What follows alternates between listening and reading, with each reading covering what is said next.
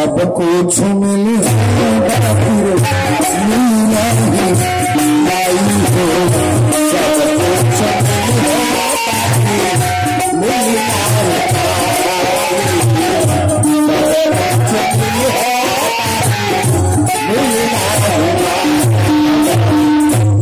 बोल दी भक्त और भगवान की। बेटा का शरीर खड़े चीर दी है लोग, और चीर के बाघे के सामने डराइल। तनी गौर से सुनिएगा। बाघ के बनल बा यमराज, साधु के बनल बा भगवान कृष्ण अर्जुन। अब बाघे के सामने जब मांस डालल गई तब 2 टुकड़ा लड़का के मांस में 1 टुकड़ा बाघ खा ले। 1 टुकड़ा मांस खात ना बा। अर्जुन जी कहने रोला है लोग का मोर भोज कहे सरकार रोयल ना बनी।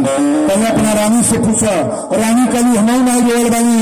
कन्हैया जी कहे अर्जुन नहीं रोयल बा, नहीं बाप रोयल बा। अरे रोयल भाई लड़का जाने को परारा चल है, जना नेम से आंसू गिरल बा बाघला खाता। अर्जुन जी कहे परीक्षा तो अब ले, और परीक्षा नहीं बा, बेटा चीर दिया गई, कोई परीक्षा नहीं है। मोर भोज कहे सरकार अब चली जलपान करी, अब तो 1 टुकड़ा खा ले। कले जलपान ना करो। कले काहे? पहले सुन लो, आज ले निसंतानी के छुअल पानी पियले ना बनी। कन्हैया जी कहे अर्जुन जी कौन लाइन चला होता बेटा चिरवा देला निसंतानी बताओ तो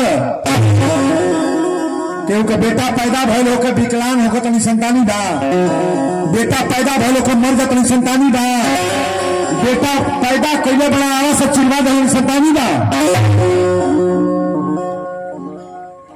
ओह में भगवान के कृपा जेकरा ऊपर बा ओके कभी निसंतानी बना देबे। हाथ केकर चलाता ईसा जी? कन्हैया जी के।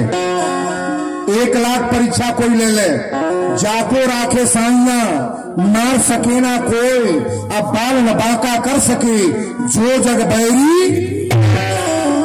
संसार के लोग दुश्मन बन जाए, लेकिन परमात्मा जिनके ऊपर तैयार है उनका कोई बाल बांका करेगा? जिंदगी में हजारों का मेला जुड़ा,